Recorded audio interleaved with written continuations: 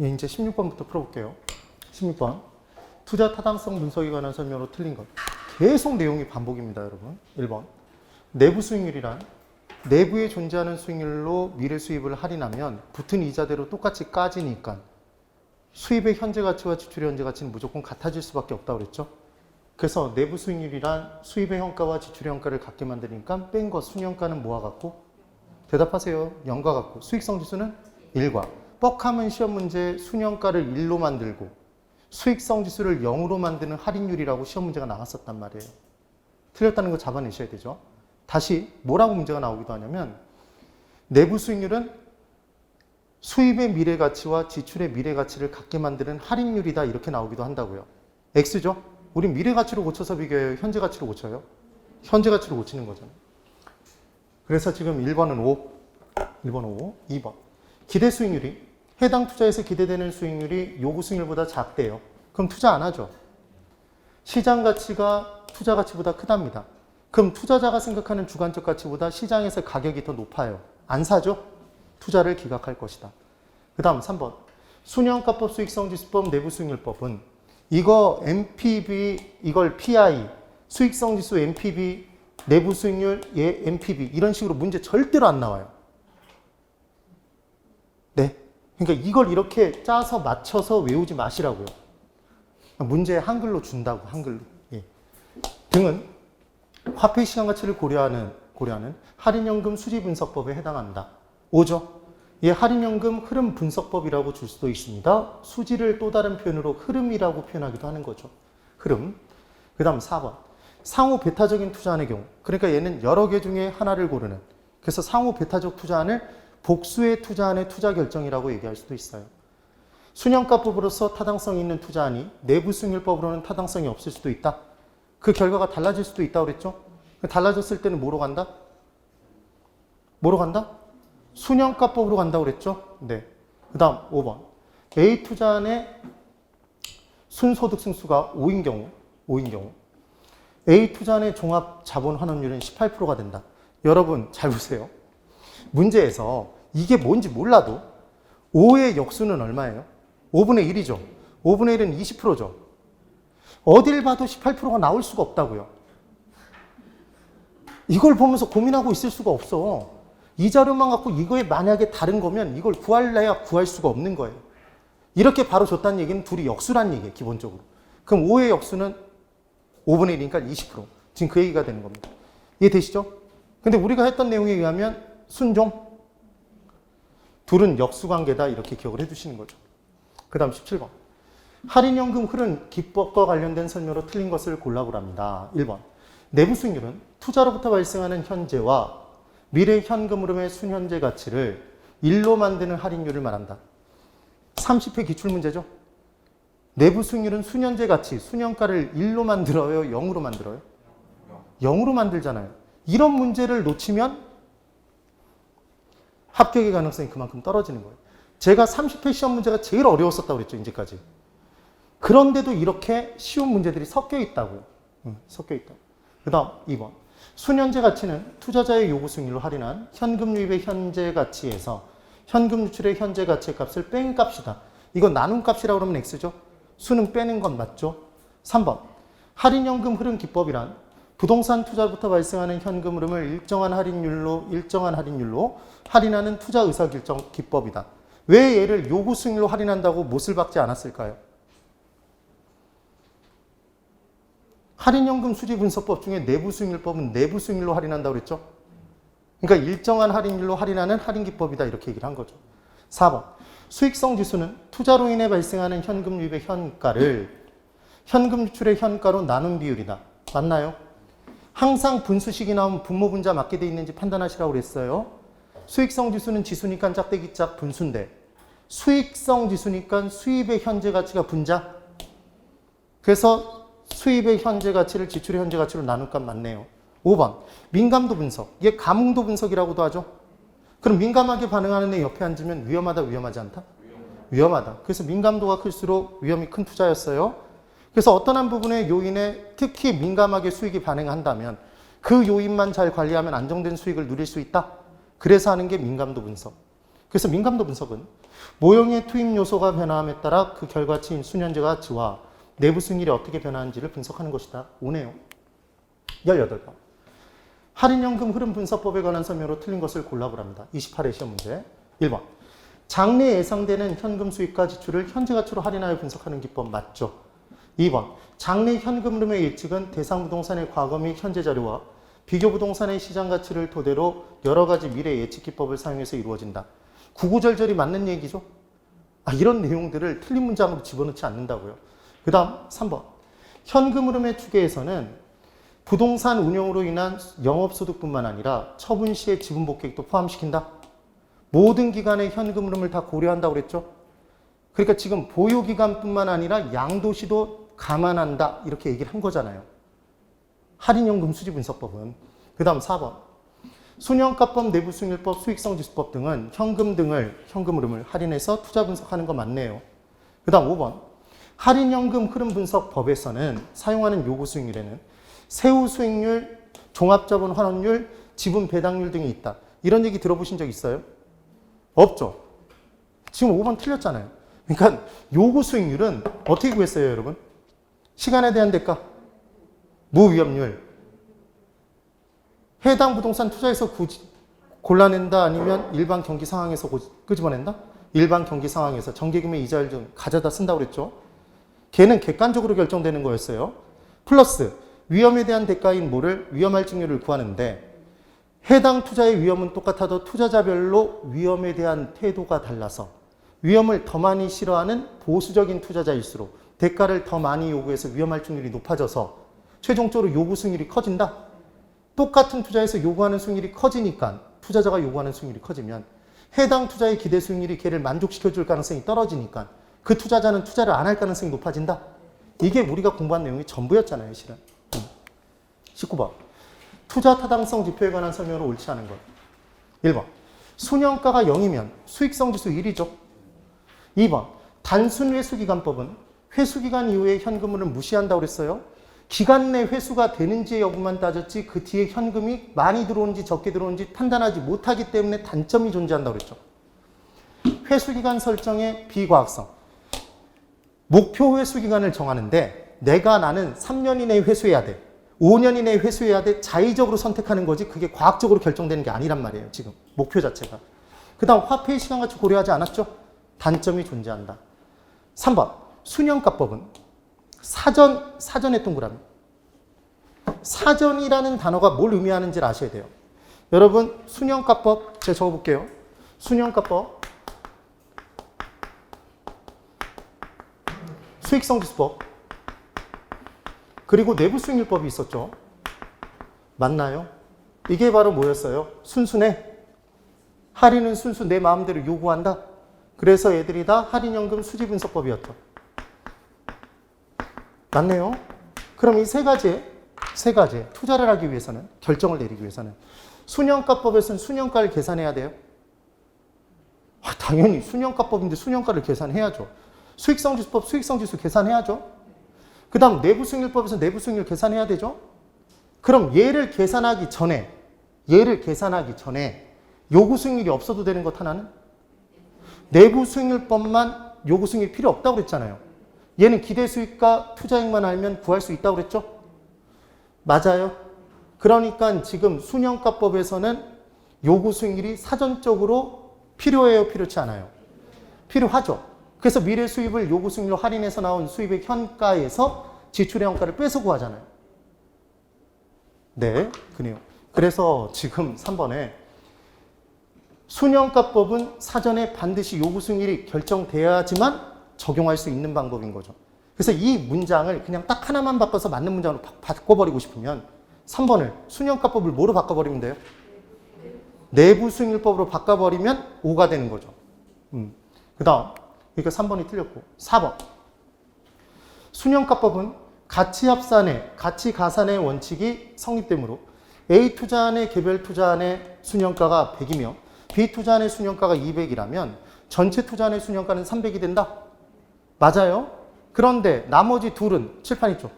비율이기 때문에 더하기 안 된다고 그랬죠. 그러면 이렇게 문제를 줄 수도 있겠네요. 내부 수익률법에 의할 때 가치합산의 원리가 적용되지 않으니까 A 투자안의 내부 수익률이 10%, B 투자안의 내부 수익률이 20%일 때 전체 투자안의 내부 수익률은 30%가 성립되지 않는다라고 문장이 나오면 맞는 거죠. 더하기가 안 되는 거니까. 그렇네요. 그 다음 5번. 현가 회수기간법. 현가의 동그라미. 예, 할인 회수기간법이라고도 나오죠. 할인했다는 게 현재 가치로 고친 거잖아요. 그래서 현가 회수기간법, 할인 회수기간법은 똑같은 표현입니다. 그럼 얘는 단순 회수기간법의 가장 큰 단점이 그냥 미래 돈들을 시점 구분 없이 그냥 그 금액 그대로 더해서 나간 돈을 구해내는 거죠. 회수기간을 판단하잖아요.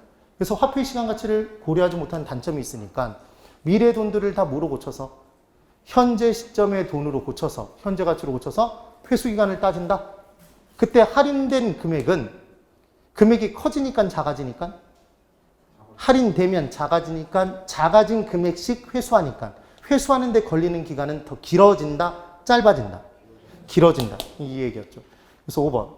현가 회수기간법은 화폐 시간 가치를 고려하는 할인 방식. 오네요. 20번. 투자 타당성 분석에 관한 설명으로 옳은 것. 28회 시험 문제. 1번. 내부 수익률은 순현가를 0보다 같게 만들어요? 순현가를 0과 같게 만들어요? 같게. 작게가 아니라. 2번. 수익성 지수는 순현금 투자 지출 합계의 현재 가치를 그러니까 결국 얘는 지출의 현재 가치잖아요, 여러분. 지출의 현재 가치를 사업기간 중에 현금 수입의 합계의 현재 가치, 수입의 현재 가치로 나눈 상대성 지수이다 이렇게 얘기를 했죠. 틀렸죠? 분모 분자 뒤집었잖아요, 지금. 잡아내야 된다고요. 그 다음 3번. 순현가는 현금 유입의 현재 가치에서 현금 유출의 현재 가치를 뺀 값이다. 오네요. 3번이 맞죠. 그 다음 4번. 회수기간은 투자 시점에 발생한 비용을 회수하는 데 걸리는 기간을 말하며 회수기간법에서 투자한 중에 회수기간이 가장 긴 걸 선택해요? 가장 짧은 것? 가장 짧은 것. 장기인 투자를 선택한다니까 X. 5번. 순현가법과 내부수익률법에서는 투자 판단 기준을 위한 할인율로서 요구수익률을 사용한다. 자, 내부수익률법은 여러분 뭐로 할인한다고 그랬어요? 내부수익률. 순현가법은 뭐로 할인한다? 요구수익률. 그럼 질문. 칠판 있죠? 여기 보세요. 순현가법과 수익성지수법은 미래 수입을 요구수익률로 할인하는 공통점이 있다. 5. 순현가법, 수익성지수법, 내부수익률법 모두 요구수익률로 할인하는 공통점이 있다. X. 얘는 뭐로 할인? 내부수익률로 할인한다고 지가 이름에 써져 있죠? 가장 예쁜 놈은 뭐? 순현가법. 순현가법은 순, 빼는 것, 0기준. 0순위 이렇게 외워도 돼요. 그 다음 수익성지수법 분수, 얘 1기준. 0순위 1수 찍는다 뭐 그렇게 외운다고도 그랬죠. 그렇네요. 그 다음 21번. 부동산 투자 분석 기법에 관한 설명으로 옳은 것을 모두 고르랍니다. 제 29회 시험 문제 풀어볼게요. 얼마나 쉬운지 보세요. 내부수익률법, 순현재가치법, 수익성지수법, 할인연금 수지분석법 맞죠? 기억 맞습니다. 그럼 기억이 없는 애는 하나를 지웠네요. 그 다음 니은. 순현재가치가 0이 되는 단일 투자안의 경우 단일 투자안이 순현가가 0이면 수입의 현가와 지출의 현가가 같잖아요. 그럼 수익성 지수는 반드시 1과 같다고 그랬죠? 1이 된다. 5네요. 그러니까 니은이 없는 걸 또 지우면 되겠죠? 니은이 없는 게 3번이 있죠? 그 다음 디귿. 재투자율로 내부수익률법에서는 요구수익률을 사용해요? 내부수익률로 할인해요? 내부수익률법은 무조건 투자든 재투자든 내부수익률인 거예요. 이미 틀렸네요. 순현재가치법에서는 요구수익률로 할인하죠? 그 다음, 그러니까 디귿이 들어있는 걸 지우려고 봤더니 디귿이 들어있는 게 없어요. 리을. 회계적 이익률법에서는 투자안의 이익률이 목표 이익률보다 높은 투자안들 중에서 회계장부상의 이익률은 높은 게 좋아요? 낮은 게 좋아요? 높은 게 좋죠. 그러니까 가장 높은 투자안을 선택하겠죠. 리을 들어갑니다. 그러니까 리을이 없는 애를 지웠죠, 지금. 그 다음, 미음. 내부수익률법에서는 내부수익률과 실현수익률을 비교해요. 여러분, 우리가 공부하는 수익률 세 가지. 고개 드세요. 기대 수익률, 요구 수익률, 실현 수익률 중에 하나는 아예 투자 결정 시에 없다고 그랬죠. 실현 수익률은 투자가 끝난 다음 사후적으로 결정되는 수익률이니까 투자 결정을 내린 시점에 실현된 것이란 존재할 수 없다. 그래서 우리는 발생된 물가 상승률 안 따지죠. 실현된 물가 상승률 안 따지죠. 피셔 효과에서 예상된 물가 상승률을 더하잖아. 맞아요. 실현 수익률 따져요, 따지지 않아요? 판단할 수 없어요. 그러니까 실현 수익률 나오는 순간 X인 거예요. 그럼 답은 몇 번? 2번이 답이 되겠죠. 이렇게 문제를 풉니다. 그 다음 22번. 다음과 같은 현금 흐름에 대한 가장 정확한 투자 판정 여부는 이렇게 문제가 나왔어요. 단 융자도 없고 세금도 고려하지 않는데요. 오로지 이 안에 있는 애들만 고려를 하랍니다. 융자 없대요. 그때 주택 구입 비용이 지금 얼마라고 되어 있냐면 2억 5천인가요? 2억 5천. 그 다음 요구 수익률은 얼마? 10%. 예상 현금 유입액이 1년 차에 1억 1천만 원, 2년 차에 1억 2천100만 원, 3년 차에 3억 9천 3백만 원이래요. 3억 9천 930만 원이래요. 그러면 얘를 딱 보자마자 저는 뭐가 딱 떠오르냐면 요구 수익률 10%면 1년 뒤는 1.1이에요, 여러분. 2년 뒤는 1.1에 2승이에요. 3년 뒤는 1.1에 3승이에요. 맞나요? 그럼 얘는 1.1이죠. 1.1에 1승 하나만 하니까. 그럼 얘는 1.1에 2승은 1.21이었죠. 어떻게 외우라고 그랬어요? 1.21? 그럼 얘는 3승이죠. 그럼 얘는 얼마가 돼요? 1.331이죠. 3이죠, 3. 3이 더블로 나와요. 그럼 얘를 딱 보자마자 저는 이 문제를 딱 보자마자 바람과 같은 스피드로 계산기를 두들기지도 않고 얘는 1억. 얘는 1억. 121이잖아요. 121. 121로 나누면 1이죠. 1. 그럼 얘는 3, 9, 9, 3이면 1, 3, 3, 1이죠. 보여요? 얘 3억이잖아, 지금. 네. 고개 들어보세요. 1년 뒤 1억 4천, 2억 4천 2백만 원이래요. 2년 뒤에. 2억 4천 2백만 원이래. 그럼 걔는 현재 가치로 고치면 얼마일까요? 한 배, 두 배, 한 배잖아요. 걔 2억이라고요, 2억. 정체가. 그래서 지금 이 문제에서는 얘가 1억이고, 지금 3억이니까 다 더하면 얼마죠? 5억인가요? 수입의 현재 가치는 5억이에요? 네. 그럼 지출 금액은 지금 얼마래요? 2억 5천이라고 나온 거죠, 여러분? 2억 5천입니다. 2.5억이에요. 2.5억. 그러면 빼면 얼마예요? 수년가는? 2.5억이죠. 2억 5천이잖아. 근데 지금 수년가가 얼마라고 했어요?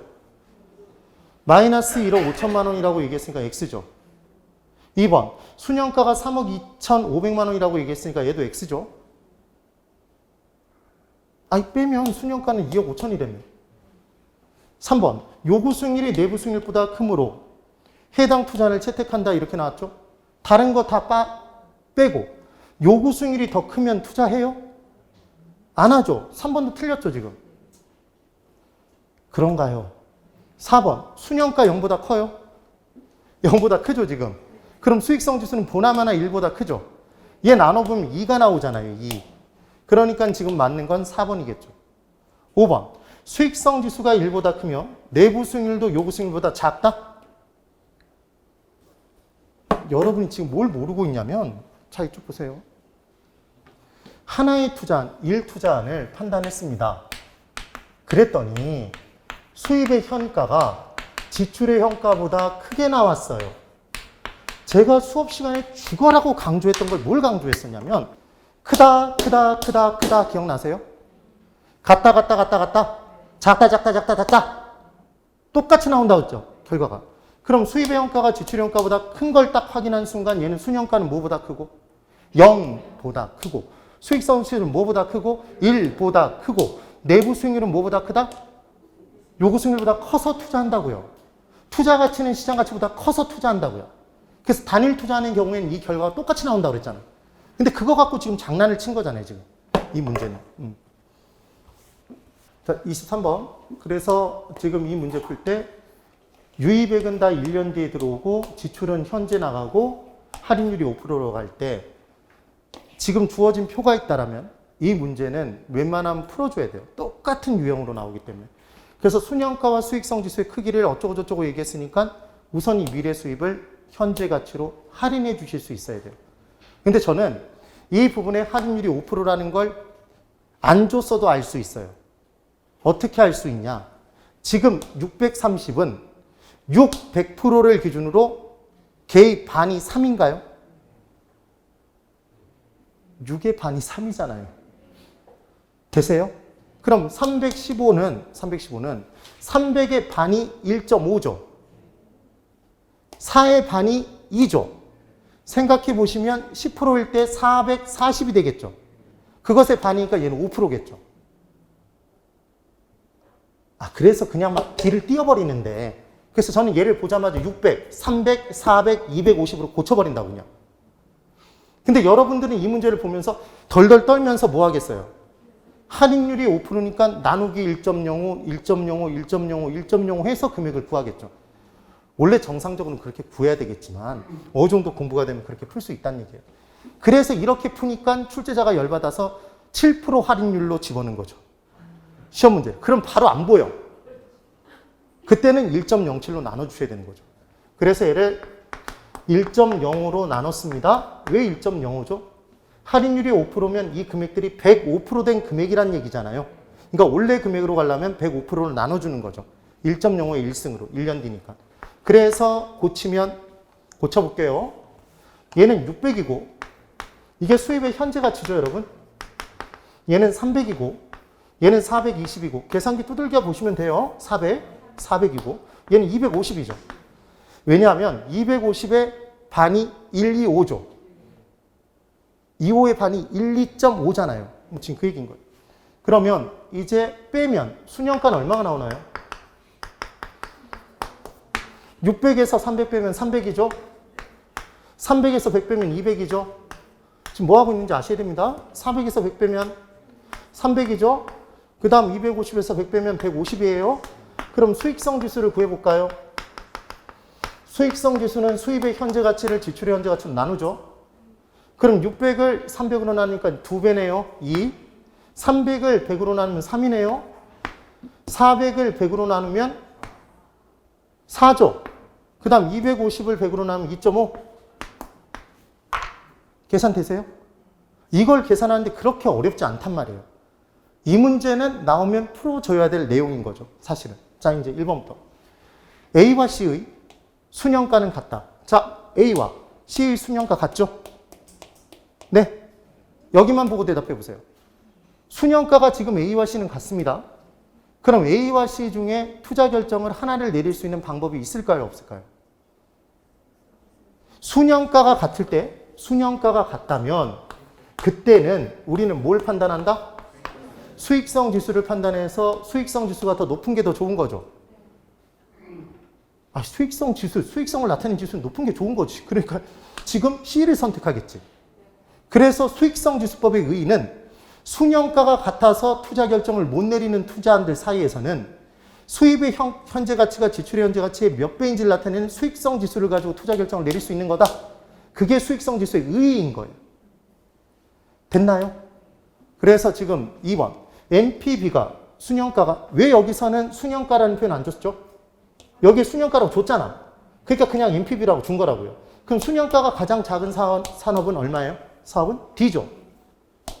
150, 얘가 제일 작잖아요. 그 다음 3번 C의 수익성 지수는 4다. C 수익성 지수 4 맞죠? 보고도 대답 못해요. 4번 수익성 지수가 가장 큰 순서는 C가 제일 크고 그 다음 B죠. 그 다음 D죠. 그 다음 A죠. 치사에 죽죠. D를 바꿨어 지금. 그 다음 5번 총 투자비가 300만 원인 경우 A만 수행하는 투자안보다 B, C, D를 함께 수행하는 투자안의 투자 타당성이 더 높다. 칠판 이쪽 보실래요, 여러분? 지금 A에 300만 원입니다. 현금 지출액이. B, C, D는 각각 100만 원씩 지출이 되죠. 그럼 300을 가지고 A만 선택할 수도 있지만 B, C, D를 한꺼번에 할 수도 있겠죠. 그럼 B, C, D를 한꺼번에 하면 수년가가 얼마가 나와요? 더 할 수 있다고 그랬죠? 가치가산의 원리. 그럼 200, 300, 150도 하면 650이죠. A만 하면 300이잖아. 그러니까 우리는 B, C, D를 선택하겠죠. 지금 그 얘기인 겁니다. 네. 그 다음 24번. 24번 문제를 푸는 두 가지 관점. 여기 그대로 보세요. 다음과 같은 현금 흐름을 갖는 투자한 A의 수년가와 내부 수익률은 얼마입니까? 이렇게 문제를 줬습니다. 단 할인율은 연 20%고 사업기간은 1년이며 거의 대부분 1년으로 줘요. 사업 초기 1월 1일에 현금 지출만 발생하고 사업 말기 1년 뒤 12월 31일에 현금 유입만 발생한대요. 그러니까 투자 예정이상 지출은 현재, 수입은 미래죠. 그 수입이 지금 1년 뒤라고 설명해 준 것뿐이에요. 그러고 봤더니 현금 지출액이 5,000원이랍니다. 많이도 투자를 했죠. 그 다음 말기 현금 유입이 6,000원이래요. 6,000원. 이렇게 나왔어요. 그러면 제가 어떻게 풀라고 했는지 기억나나 보세요. 무조건 내부 수익률 구할 때는 미래 수입을 지출의 현재 가치로 나누라고 했던 거 기억나세요? 왜냐하면 이 지출의 현재 가치는 결국 투자액이고 투자액. 이 투자액이 결국 원금이죠. 투자 원금이잖아요, 여러분. 그럼 미래 수입은 원금의 플러스 이자다. 원금의 플러스 내부 수익이잖아요. 됐나요? 그럼 얘를 나누는 순간 결국 시기 나눠지면 얘는 원금분의 원금 플러스 원금분의 이자죠. 그래서 얘는 1 플러스 R이 될 수밖에 없다고 그랬잖아요. 이게 내부 수익률이고. 기억 안 나면 무조건 나누세요. 무조건 나눠요. 그럼 1점 얼마가 나오게 돼 있어. 그럼 점 얼마가 바로 뭐다? 이게 내부 수익률이란 말이에요.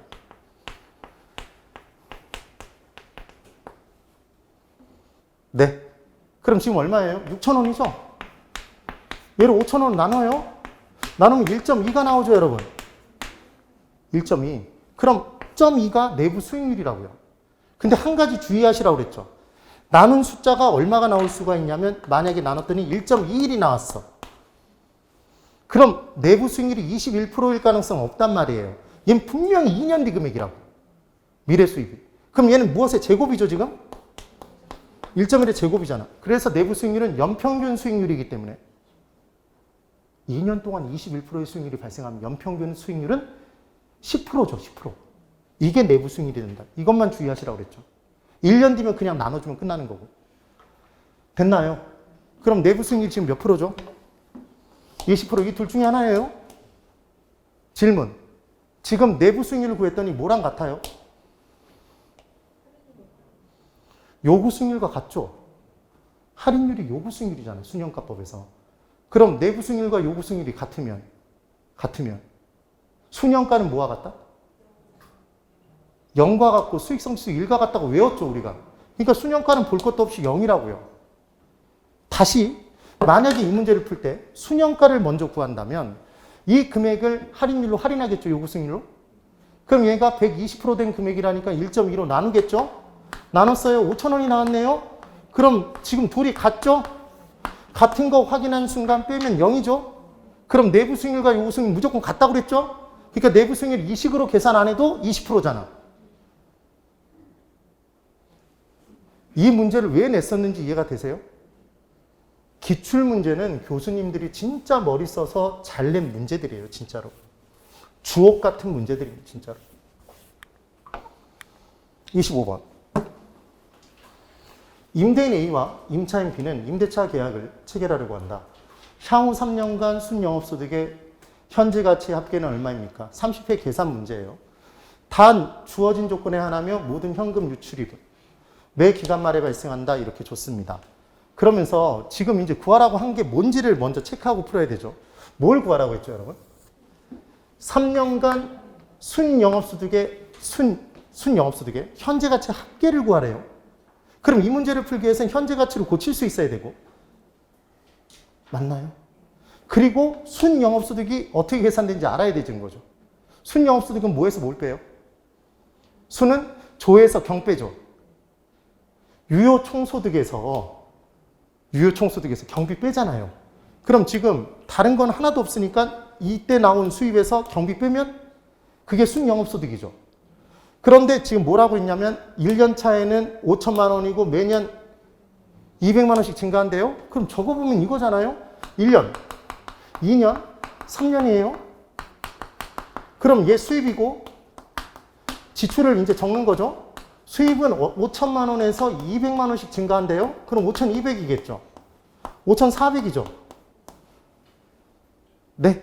지출은 얼마에서? 1년차 2천만 원에서 지금 100만 원씩 증가한다고 돼 있죠. 2,100이고 2,200이겠네요.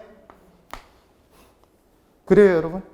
그러면 나온 건 3,000이고 얘는 3,100이고 얘는 3,200이죠, 여러분. 실은 어떻게 계산해도 되냐면, 근데 그 계산 방법을 알려드리면 더 헷갈려요. 그래서 이 내용이 나왔어요.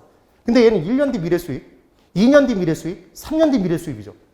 이 문제 친절하게 1년 후 일시불의 현재 가치 0.95, 2년 뒤 일시불의 현재 가치 0.90, 3년 뒤 일시불의 현재 가치 0.85라고 줬으니까 각각 얘를 곱해주면 되죠. 맞아요?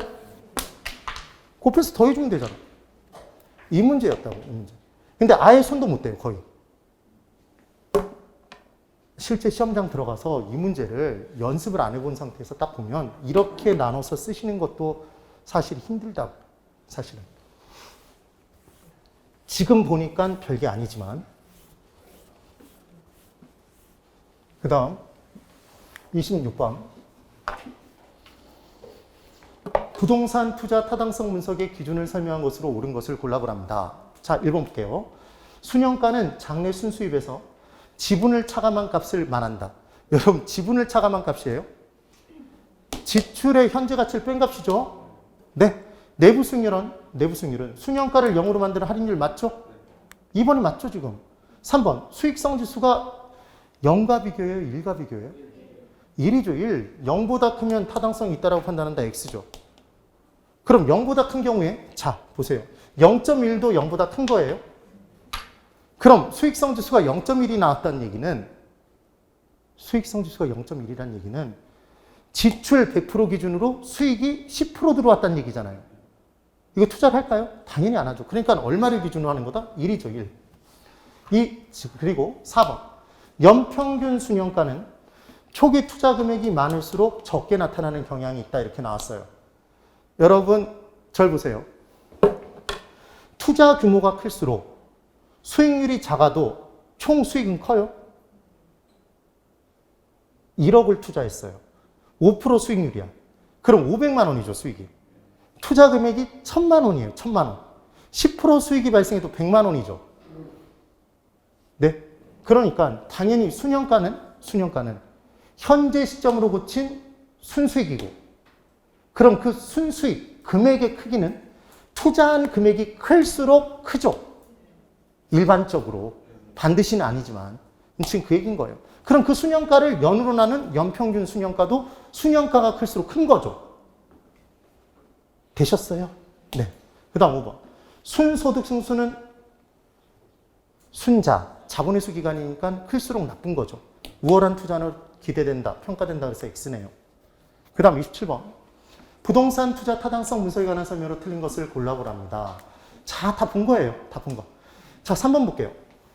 내부 수익률법은 재투자율로 뭘 사용한대요? 내부 수익률법에서는 뭐로 할인한다 그러면 무조건 내부 수익률. 내부 수익률 이용. 재투자에 대한 가정이 비현실적. 순영가법보다 이론적으로 우월성이 떨어진다. 뭐가 예쁜 놈? 순영가법. 4번. 부채 감당률은 순영업소득이 부채 서비스액의 몇 배인가를 측정하는 지표로 1보다 클수록 채무 변제 능력이 부족해요? 변제가 돼요? 순영업소득이 부채 서비스액보다 큰 게 1보다 큰 거잖아요. 부채 감당률이. 그럼 순영업소득이 더 크니까 얘를 감당하고 남음이 있겠죠. 1보다 작으면 순영업소득이 부채 서비스액보다 작다는 얘기니까 투자를 못하는 거죠. 변제를 못하게 될 가능성이 크다. 지금 그 얘기입니다. 그 다음 5번. 현가회수기간법은 단순회수기간법, 회수기간법의 문제점 중 화폐의 시간 가치를 고려하지 못하는 단점을 수정하기 위해 등장한 방법. 맞네요. 현가회수기간법. 그 내용입니다. 그 다음 28번. 부동산 투자 타당성 분석기법 틀린 것. 1번. 순영가란 예상 현금 유입의 현가 합에서 예상 현금 유출의 현가합을 공제한 값이다. 맞나요? 맞죠? 그 다음 2번. 순영가가 동일한 경우 수익성 지수법. 2번 보기가 아까 제가 설명드렸던 내용이에요. 두 투자안의 순영가가 만약에 동일하다면 수익성 지수법을 이용하여 보다 타당성 있는 투자 안의 선택이 가능하다. 그때 수익성 지수가 큰 걸 선택한다, 작은 걸 선택한다? 큰 것. 그렇죠. 3번. 종합자본 환원율은 순소득 승수의 역수이며 순종 맞죠? 순소득 승수는 자본 회수 기간을 말한다. 순자 맞죠? 그러니까 이게 총소득 승수는 자본 회수 기간이다 그러면 X라고요. 4번. 화폐의 시간 가치를 고려하면 서로 다른 두 자산의 회수 기간이 동일한 경우 후기의 현금 유입의 흐름이 큰 투자 대안의 타당성이 보다 높다고 할 수 있다 이렇게 돼 있는데 여러분 보실래요? 다른 거 다 떠나서 한번 대답해 보세요. 우리가 투자 타당성이 있다고 판단하는 건 우리가 판단했을 때 좋을 거예요? 좋은 거예요? 나쁜 거예요? 좋은 거죠. 자, 이제 투자자예요. 투자자. 우린 투자자예요. 누군가 뭐라고 얘기를 하냐면 1년 뒤에 1억을 받는 기회가 있고 똑같이 나가는 돈은 지금 5천만 원이 나가요. 1년 뒤에 1억이 들어오고 두 번째 투자는 10년 뒤에 1억이 들어온대요. 뭐 선택하실 거예요? 현재와 가까운 미래의 돈일수록 현재 가치가 큰 거죠. 이자가 적게 붙은 금액이니까 이자를 깐 금액이 크다고요. 되세요? 그럼 그 내용을 똑같이 적용해 보면 화폐의 시장 가치를 고려했을 때 서로 다른 두 자산의 회수 기간이 동일한 경우에 후기의 현금 유입이 흐름이 큰 투자 대안이 타당성이 더 높아요? 초기의 현금 유입의 흐름이 큰 게 더 타당성이 높아요? 초기죠, 초기. 그래야 수입의 현재 가치가 커진다는 얘기니까 지금 그 얘기인 겁니다. 어려우시면 우리는 돈을 받을 때 최대한 빨리 받는 게 좋아요? 늦게 받는 게 좋아요? 빨리 받는 게 좋죠, 지금. 늦게 받는 게 좋다라고 얘기한 거잖아요, 지금. 그 다음 5번. 회계적 수익률법은 회계장부를 그대로 이용할 수 있어 간편하다는 장점을 갖는다. 예. 그 다음 29번. 다음 부동산 투자안에 대한 단순 회수기간법의 회수기간은 얼마입니까? 제28의 문제죠. 이런 문제가 나오면 무조건 풀어야 됩니다. 무조건 풀어야 돼요. 칠판 있죠. 회수기간법의 회수기간을 계산하는 방법은 나간 돈 맞추기죠. 지금 첫 해 얼마가 나왔대요? 지금 1억이 나갔다고 되어 있죠. 지금 어디에 나와 있죠? 아, 여기. 초기 투자액이 1억이잖아요. 그리고 1년 뒤부터 시작해서 돈이 들어와요. 근데 얘는 단순 회수기간법이니까 얘를 할인하지 않고 이 금액대로, 명목 금액대로 그냥 회수기간 따지면 되죠? 그럼 합니다. 1년 뒤에요. 그럼 얼마 회수됐어요? 3천. 2년 뒤까지 5천. 누적시키는 거예요. 3년 뒤까지 7천 회수된 거죠? 다 더한 겁니다, 지금. 그럼 앞으로 3천만 더 회수하면 되죠? 근데 4년째 봤더니 얼마예요? 6천. 그러면 지금 4년 뒤 1년이 고스란히 다 필요해요? 3천만 회수하면 되니까, 더 회수하면 되니까 반만 필요해요. 반년만 필요하잖아요. 그러니까 3.5년이겠죠. 0.5년이 6개월이죠. 답은 몇 번? 3번. 맞죠? 질문. 만약에 목표 회수 기간을 투자자가 3년으로 정했어요. 이 투자는 기각이에요? 채택이에요? 기각이죠. 왜? 목표 회수 기간보다 더 기니까. 네. 이때 이 돈이 뒤에 아무리 많이 들어와도 안 따진다고요. 회수기간은. 회수기간법은 말 그대로 회수기간 내에 회수가 되는지 여부만 판단하기 때문에 뒷부분에 들어온 현금 흐름을 고려하지 않는 게 치명적인 단점이다. 지금 그 얘기가 되죠. 그 다음 29번. 다음 중 판단 기준 중 화폐 시간 가치를 고려하지 않는 걸 찾아보랍니다. 자, 이걸 만약에 틀려갖고 오면 연락을 하지 마세요. 자, 1번, 2번, 3번, 4번, 5번이 있습니다. 이때 원래는 할인자가 붙어 있으면 화폐 시간 가치 고려한 거잖아요. 현가자가 붙어 있어도 화폐 시간 가치 고려한 거예요. 근데 할인이나 현가자가 붙어 있지 않은데 할인 한 개 있죠. 그게 할인연금 흐름분석법의 세 가지죠. 순수네. 그래서 회계적 수익률법은 할인자를 눈을 씻고 찾아봐도 없죠.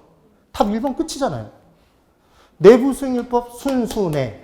할인연금 흐름분석법. 현가 회수기간법. 현재 가치를 고쳐서 회수기간 따진 거죠. 그 얘기입니다. 31번.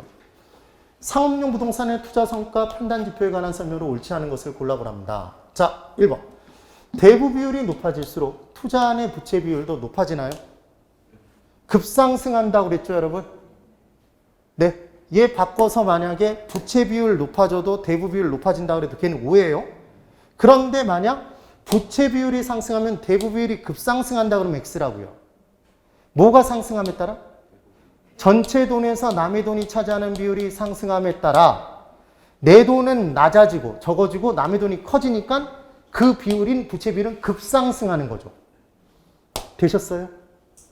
네. 그 다음 2번. 내부 수익률은 수익성 지수를 1.0으로 만드는 할인율 맞죠? 얘를 보자마자 1이었는데 왜 1.0이야? 그러면 안 돼요. 1이 1.0이잖아요. 그 다음 3번. 내부 수익률이 요구 수익률보다 작은 경우 투자해요 안 해요? 내부가 더 작으면 안 하잖아요. 투자 가치 없다고 할 수 있다. 5. 4번. 부동산 가치 하락으로 인해 대부 비율은 100%를 초과할 수도 있나요? 여러분 이게 대부 비율에선 제일 중요한 내용이잖아요. 대부 비율은 전체 돈에서 남의 돈, 부채 잔금이 차지하는 비율이었습니다. 이게 정확한 대부 비율의 개념이죠. 그러면 1억을 빌렸는데 1억을 빌렸어요. 처음 금액이 1억이었어요. 그러니까 전체를 다 빌려서 산 거죠. 근데 아직 갚은 돈 하나도 없는데 부동산 가치가 하락해서 얘가 9천으로 떨어져 버리면 부동산 가치보다 부채 잔금이 더 커서 대부 비율이 100%를 초과할 수도 있죠. 근데 이 식을 대부 비율을 전체 돈분의 남의 돈이라고만 계속 외워놓으면 전체 돈에서 남의 돈이 차지하는 비율은 커봤자 100%니까 초과할 수 없다라고 생각할 거 아니에요. 그래서 문제를 계속 내는 거라고요. 되셨죠? 그 다음 대부 비율이 증가함에 따라 부채 비율은 더 큰 폭으로 증가한다. 왜 더 큰 폭인지 기억하시면 되죠. 여기다가 더욱 큰 폭, 여기다 동그라미 치시고 이게 급상승이죠. 부채 치면 활활 타오른다? 네. 그 다음 5번. 현가 회수기간법. 현가 회수기간법은 화폐 시간 가치를 고려하지 않는다. 대놓고 지금 반발을 했네요. 말도 안 되잖아요, 지금. 5번이 답. 그 다음 32번. 투자 분석에 관한 설명 틀린 것을 골라보랍니다. 1번. 순현가법은 장래 기대되는 세후 수익의 현가 합과 투자 비용의 현가합을 서로 비교하여 투자 결정을 하는 방법이다. 맞나요? 네, 맞죠? 이 자체를 가지고 틀렸다고 얘기할 수는 없어요. 그 다음 2번. 수익성 지수 1보다 크면 투자 가치 있죠? 3번. 부채 감당률이 1보다 작다는 건 순영업소득이 매기간 원리금 상환을 감당하기 부족하다는 거죠? 더 작은 거니까. 4번. 총소득 승수법은 화폐 시간 가치를 고려해요? 여러분 이게 승수법이잖아요. 이 앞에 할인자 없죠? 할인자 없었을 때 할인한 건 3가지 방법밖에 없다고요. 순수네. 개 빼놓고 할인자 붙어 있지 않은 것에 할인했다 그러면 무조건 X인 거예요. 5번. 비율 분석법은 사용지표에 따라 분석의 결과가 달라지므로 어떤 지표에 의한 분석의 결과를 다른 지표에 의한 분석의 결과와 비교하기가 곤란하죠. 각각 어떤 비율을 사용하느냐에 따라 결과가 달라집니다. 33번. 틀린 것. 1번. 자본환원율. 칠판. 할인자 있어요? 할인자가 있어요? 이게 보여, 할인자가? 안 보이죠? 그러니까 화폐 시간 가치 고려한 거예요? 고려하지 않은 거예요? 고려하지 않는 거죠. 2번. 단일 투자안의 경우에 하나의 투자는 순현가가 0보다 크면 수익성 지수는 무조건 1보다 크죠? 투자 타당성 있네요. 3번. 내부 수익률은 비율이니까 더하기 안 돼요. 가치가산 법칙 성립하지 않는 데 비해 순현가법은 가액이니까 더하기 된다고 했죠? 5. 4번. 순소득 승수 및 지분 배당률은 모두 화폐 시간 가치를 고려해요? 안 하죠? 어딜 봐도 할인자 없잖아. 4번이 틀렸죠. 이게 계속 문제로 나오고 있는 거라고. 5번. 순영업소득이 부채 서비스액보다 작은 경우 부채 감당률은 1보다 작게 된다. 5점. 34번. 옳지 않은 것. 1번. 순현가법은 장래 예상 현금 수지와 세후 지분 복객의 현가 합의, 보유기간 양도시의 미래 수입들의 현재 가치로 고친 현가 합의, 지분 투자의 지출 금액보다, 지출 현가보다 큰 경우에 타당성이 있다. 정확히 맞죠? 2번. 내부 수익률이란 장래 기대되는 예상 현금유입의 현가합과 현금 유출의 현가합이 상이하도록 만드는, 다르도록 만드는 할인율이에요? 같게 만드는 할인율이에요? 같게 만드는 거죠. 2번 틀렸잖아요, 지금. 지금 3, 4, 5번 다 봤었고 그 다음 35번. 투자 분석 기법에 관한 설명으로 틀린 것을 골라보랍니다. 1번. 기출문제죠. 1번. 동일한 현금 흐름의 투자 아니라도 투자자의 요구 수익률에 따라 똑같은 미래 수입이 할인된 후에 수입의 현재 가치가 달라지네요. 그래서 누구는 채택 기각으로 결과는 달라질 수 있다. 위험에 대한 태도에 따라. 2번. 투자 규모의 차이가 있는 상호 배타적인 투자안의 경우에 순현재 가치법과 수익성 지수법을 통한 의사결정이 달라질 수 있다. 여러 개 중에 하나를 고를 땐 달라질 수 있다고 그랬죠. 그때는 뭐로 간다? 그때는 뭐로 간다? 수익성 지수법? 순영가법. 순영가법. 순영가가 같을 때 수익성 지수법으로 간다고 그랬죠. 3번. 순현재 가치법은 가치가산의 원리가 적용되나 내부 수익률법 적용되지 않고요. 4번. 재투자율의 가정 시에 뭐가 더 우월하다? 순영가법. 그런데 순현재 가치법보다 내부 수익률법이 더 합리적이다 그랬으니까 X죠. 무조건 우리는 예쁜 놈을 뭐로 정해놨다? 순영가법. 왜 예쁜 놈? 투자자의 투자 목적인 부의 극대화를 반드시 추구시켜 주니까. 반드시 미래 수익을 현재 가치로 고친 후에 순수익이 제일 클 걸 선택하니까. 투자 결정 시점에. 지금 그 얘기였습니다. 그 다음 5번. 회수기간법은 회수기간 이후의 현금 흐름을 고려하지 않는다는 치명적인 단점이 있었네요. 36번. 부동산 투자 분석 기법 중 비율 분석법에 관한 설명으로 틀린 것을 골라보랍니다. 자, 28회 시험 문제. 1번. 채무 불이익률은 짝대기 짝 긋고 우리가 알고 싶은 나가는 돈, 경비와 부채 서비스에게 차지하는 비율이었어요. 근데 얘들은 어디에서 나가요? 유효총소득, 유효조소득에서 나가지 순영업소득에서 나가는 게 아니었어요. 얘를 순영업소득이라고 바꿔놓을 가능성이 정말 높다고요. 시험 문제에서는. 유효총소득의 동그라미. 그래서 유효총소득이 영업경비와 부채 서비스액을 감당할 수 있는 능력이 있는지를 측정하는 비율 맞네요. 그리고 얘를 뭐라고도 부른다고 그랬죠? 손익분기점이라고 부르기도 한다고 그랬어요. 네, 이 내용. 그 다음 2번. 대부 비율은 부동산 가치에 대한 융자액의 비율을 가리키며 대부 비율을 저당 비율이라고도 한다. 맞죠? 대부 비율을 융자 비율이라고도 해요. 근데 무슨 비율이라고 한다라고 그러면 X예요? 부채 비율이라고도 한다 그러면 X라고요. 그걸 꼭 주의해 두라고. 그 다음 3번. 부채 비율은 부채에 대한 지불의 비율이며 틀렸죠. 부채 비율은 짝대기 짝, 부채가 분자, 분모의 지분. 분모 분자 바뀐 거 보이세요? 그래서 항상 분수식이 나오면 얘 분모 분자를 바꿔놨을 가능성이 높겠구나 의심하시면서 문제를 풀어주셔야 된다고. 그 다음 대부 비율이 50%면 여기 보실래요? 대부 비율 50%면 지분 비율 얼마인가요? 고개 드시고 전체 돈에서 남의 돈이 차지하는 비율이 50%래요. 그럼 내 돈의 비율은 얼마예요? 50%죠. 더해서 100을 만드니까. 그래서 지분 비율 얘 50%입니다. 그럼 얘분의 얘가 부채를 지분으로 나눈 게 부채 비율이잖아요. 그럼 얘는 100%죠? 부채 비율 100%가 나와요. 이렇게 판단을 해주시는 거예요. 그 다음 4번. 총자산 회전율은 여기다가 MM이라고 적고 딱 하나만 적어 놓으세요. MM. 총자산 회전율은 얘가 뭐냐면 얘는 무언가의 역수예요. 뭐의 역수냐면 조소득 승수의 역수예요. 순소득 승수의 역수는 뭐였죠? 순종, 종합 자본 환원율, 종합 환원율이었죠. 총자산 회전율은 조소득 승수의 역수란 말이에요. 그래서 조총으로 기억하는 거예요. 우리 조총 많이 써먹었죠? 그래서 조소득 승수, 총소득 승수의 역수는 뭐다? 총자산 회전율. 되셨어요? 이렇게 기억을 해두시는 거예요. 그러면 얘는 총자산 회전율은 투자된 총자산에 대한 총소득의 비율이 맞아요. 왜냐하면 총소득 승수, 조소득 승수가 조소득분의 총투자액이잖아요. 세모 승수는 세모분의 세모에 맞춰서 총인지 지분인지 맞춘다. 그럼 조소득 승수는 조소득분의 총투자액이죠. 조소득이 총소득이잖아. 그래서 총소득분의 총투자액이니까 걔의 역수면 총자산, 총투자액에 대한 총소득의 비율이 맞죠. 그래서 총소득으로 가능 총소득 또는 유효 총소득을 사용할 수 있다는 거죠.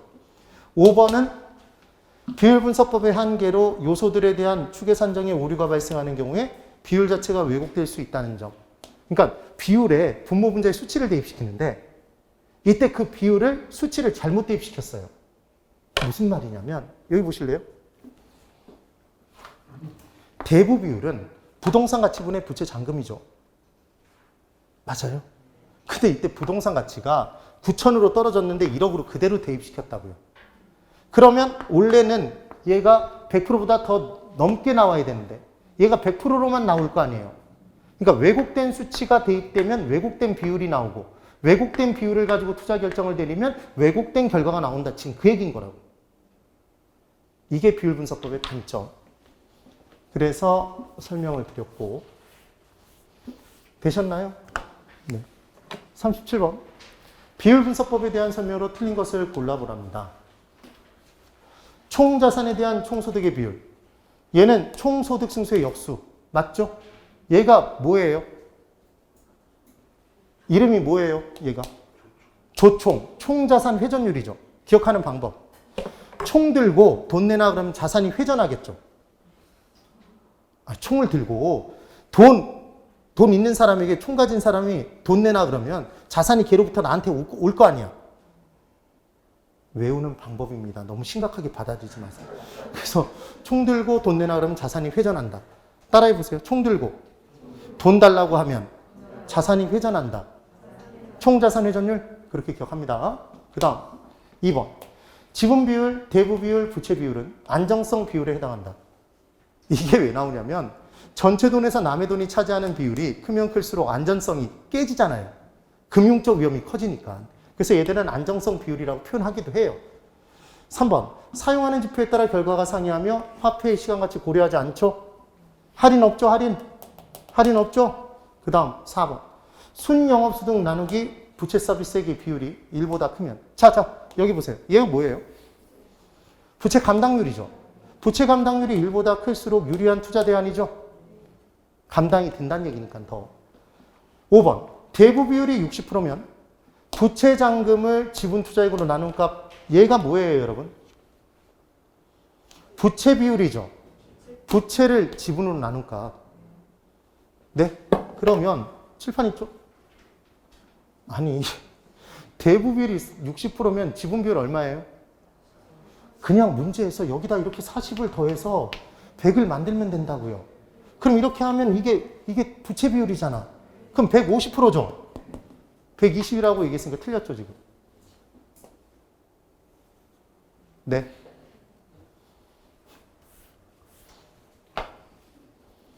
저만 잘 푸나요? 잠깐만. 우리 더해서 100%가 나오는 건 크게 두 가지가 나와요.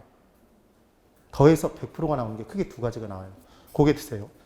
내 돈에 남의 돈을 합치면 전체 돈이 나오나요? 맞죠? 갚은 돈에 남은 돈을 합치면 전체 돈이 나오나요? 그래서 상환 비율에 잔금 비율을 더하면 100% 나온다고 그랬죠? 네. 상환 비율과 잔금 비율을 구할 때 화폐 시간 가치 계수 중 뭐 쓴다고 그랬죠? 연금의 현가 계수 쓴다고 죽어라고 공부하고 그 문제 계속 풀었잖아. 반성문 써서 제출했어요. 반성문. 그 다음 38번. 부채 감당률에 관한 설명으로 틀린 것. 28회 시험 문제라고. 자, 틀린 것만 볼게요. 부채 서비스액은 매월 또는 매년 지불하는 이자 지급액을 제외한 원금 상환액을 말한다. 틀렸죠? 부채 서비스액은 원리금이라고 그랬잖아요. 그래서 뭘 곱한다고 그랬죠? 저당 상수. 그 다음 3번. 3번 보기에 별표 하나. 이거 만약에 잘 기억 못하신 분들은 꼭 외우고 들어가세요. 부채 감당률이 2, 대부 비율이 50%, 연간 저당 상수 0.1. 얘 환원율 구하는 방법이었죠. 환원율을 구하는 방법은 독수리 5남매 5가지 방법이 있었는데 그 중에 딱 하나만 지분 투자자 입장에서 구하는 게 아니라 저당 투자자 입장에서 구하는 거였고 부채를 감당 못하면 개털이 된다? 개텔법. 그게 부채 감당법이었잖아요. 그래서 부채 감당법에서는 부채 감당률부터 시작하고 부채 친구 대부 비율 곱하고 대부 친구 저당 상수 곱한다고 그랬죠? 이거 저당 이자율 곱하는 거 절대로 아니었죠? 그럼 싸그리다 곱하면 2 곱하기 0.5, 1. 거기에 0.1 곱하면 0.1, 10%. 맞죠? 지금 그 얘기예요. 이거는 계산 문제에서 수익가에 구하는 문제로 나올 수도 있어요. 꼭 기억을 해두세요. 반드시. 이거 저당 상수에 동그라미 치고 저당이자를 아니라고 아예 적어 놓으세요.